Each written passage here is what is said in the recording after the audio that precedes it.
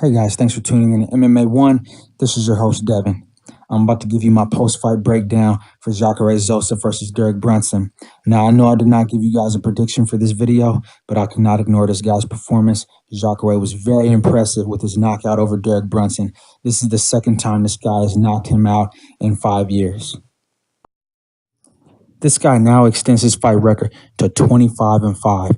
21 of those wins have all been finishes. 17 by submission, 4 by knockout.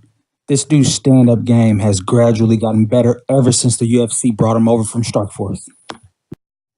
His knockout was both devastating and classy at the same time. I mean, he caught Brunson with a head kick, rocked him, saw that he was dazed, went in, punched him a couple more times, saw that he was done, and just walked away.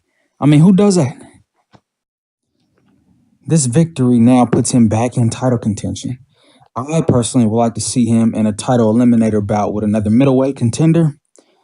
Some people complain when you give guys a title shot right away, but let's just be hypothetical for a minute. Let's say Robert Whittaker can't return in time to fight the winner of Rockhold versus Romero. I think that would be a great opportunity to let Jacare get in there, and I wouldn't mind seeing him rematch either one of those guys. He's got a loss under his belt by decision to both of them.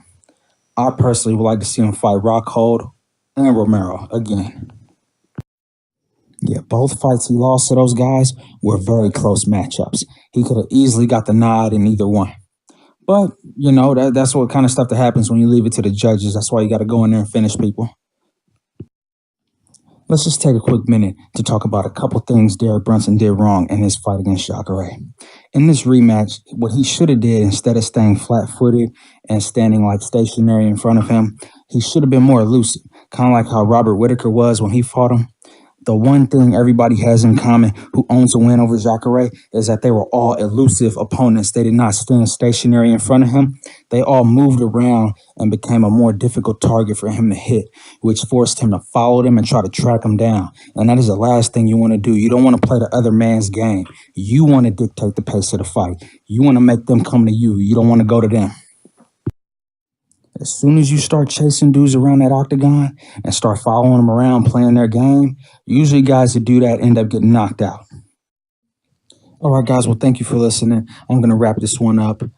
Jacare is definitely the big talk right now in the middleweight division, more so than the guys who are actually going to fight for the title shortly.